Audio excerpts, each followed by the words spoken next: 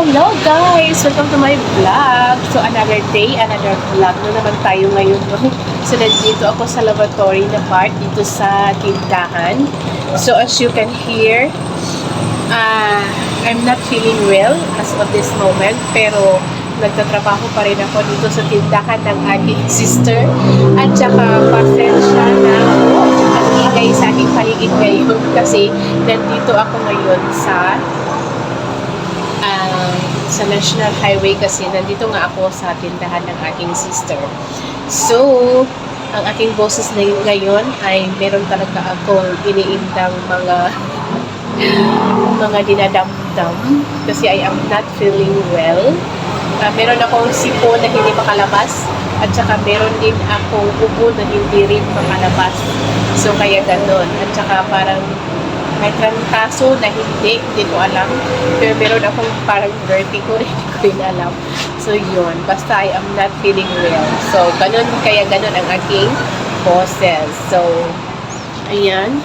So, good morning pala sa inyong lahat. Kasama ko pala ngayon dito sa tindahan ay si Mother Dear. Si Mother Dear ay bago lang yan siya nakaligo. Kasi pareho kami na dinaramdam ni Mother Dear. Meron din siyang ubo at saka sipon. Pero mas okay na siya ngayon. Makapag-ano na siya. Unlike mga way back days ago na hindi talaga siya kasi ang bigat daw sa kanyang katawan ang kanyang dinaramdam. Kaya ganon. So, nandito ako ngayon sa tindahan, as you can see, pero wala pa kami customer sa ngayon. Meron kami isang customer kanina, tapos hindi ko na lang siya na-videohan for their privacy kasi mahirap na makakawalan kami ng customer kung gano'n, kung mag-video pa ako sa kanila. Diba? Depende rin kasi. Grabe talaga ang ingay ng kanyang motor. Hindi tuloy tayo magkarinigan dito sa aking video ngayon siya. So, naghuhugas na ako dito ng pinggan at saka walang dami ng tubig. Ayan. Buti na lang meron akong info. Pero talaga dito sa amin kasi walang water. Diba?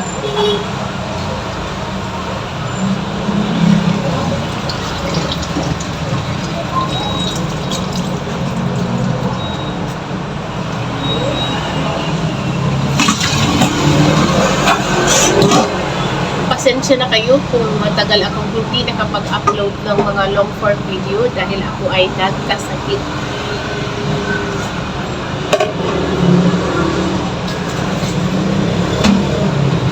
Kaya ganon. So, balik na naman tayo sa dating gawin. Pero, mostly ang makikita nyo naman sa aking mga video ay dito sa tindahan ng mga ginagawa ko. At saka sana naman pagpalakit kami araw-araw dito sa tindahan.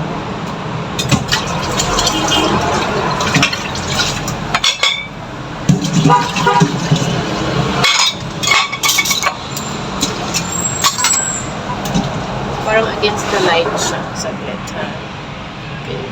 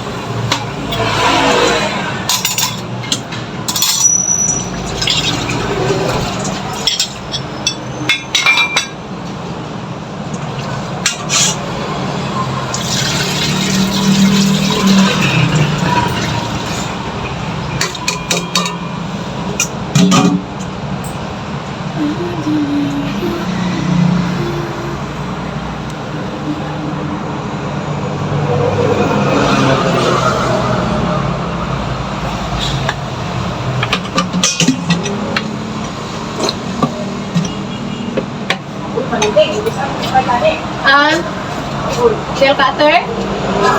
Di man, nakadulot man sa kuha. Nakadulot sa kuha. Depende siguro sa paggamit. Nagtatanong kasi si mother sa nail cutter. Kasi mapurol daw ang nail cutter.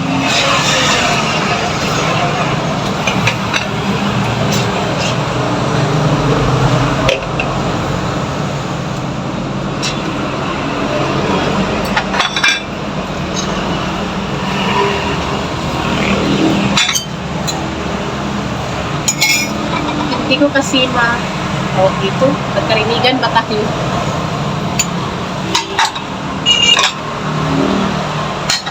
Hindi ko kasi mabituhan during the cooking of my sister kasi skip talaga dito sa aming kitchen area.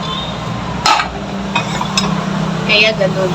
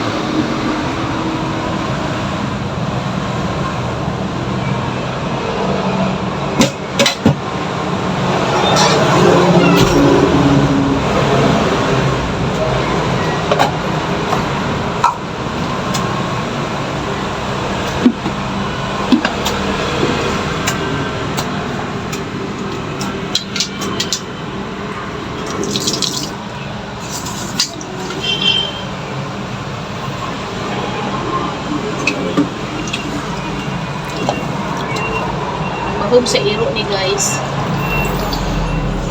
Libre na naman araw-araw ang aming pagkaing aso.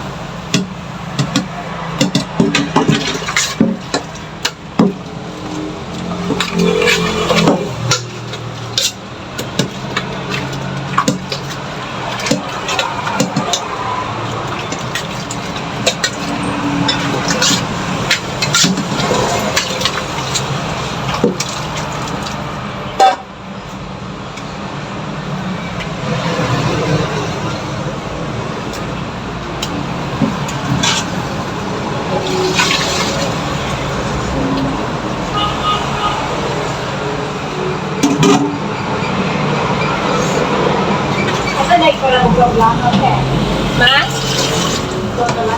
Naguba na siya.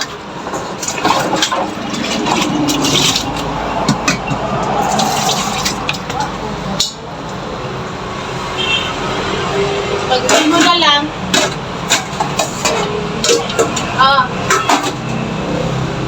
Pagdating mo na lang ang outro.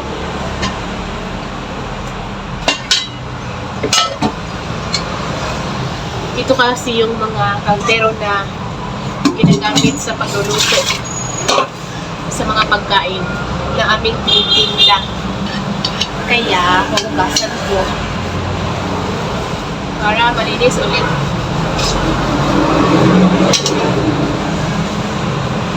Buti na lang meron akong kuntong tubig. Narinig ba? Char. Maghuhugas tayo ngayon. Ang ating video ngayon ay maghuhugas ng mga kaldero na ginagamit sa pagluluto dito sa tindahan.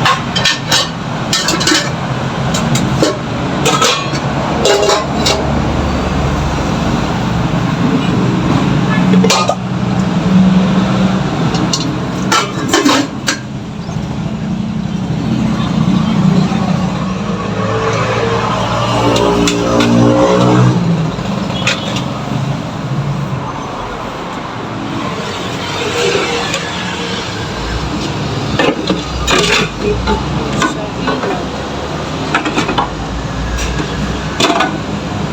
Yan ang aming steamer.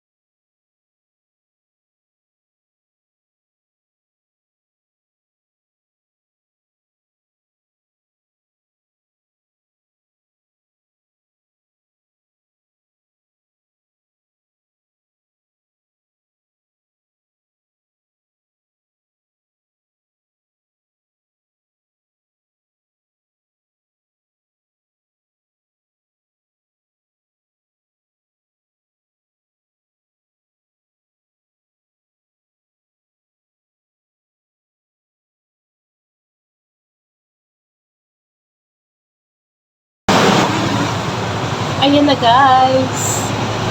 So, malinis na ang aming lavatory dito sa tindahan. Tsaka ang aming kitchen area. O, diba? Sinampay ko na rin doon ang aming mga basahan. Okay. So, wala pa rin tao. Wala pa rin kaming customer. So, that's all for today's video guys. Thank you for watching. Bye!